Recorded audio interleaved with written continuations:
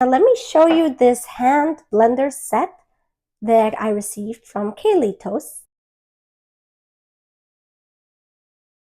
So the main reason I got this is for the hand blender. And to do that, you just attach this piece here.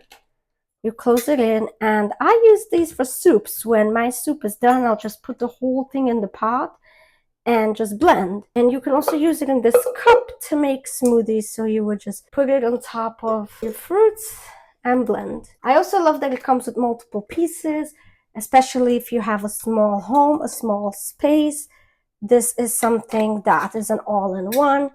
So you can attach this piece and it becomes a whisk. So this is for baking, making dough, etc. You also can use this piece to use it as a milk frother. So I like frothing my milk for coffees, lattes, and this is a pretty large frother. So you can use it for a large amount of frothed milk for maybe several people all at once. Finally, it has this chopping piece, which I also love because when I cook, sometimes I just want to chop like an onion and a carrot. You would just put your vegetables in here like so, close this piece and attach this straight through here, and you would turn it on. It would just chop everything in this one container while it leaves this piece clean, completely does not touch anything that you chop. Over here you'll see it has the on switch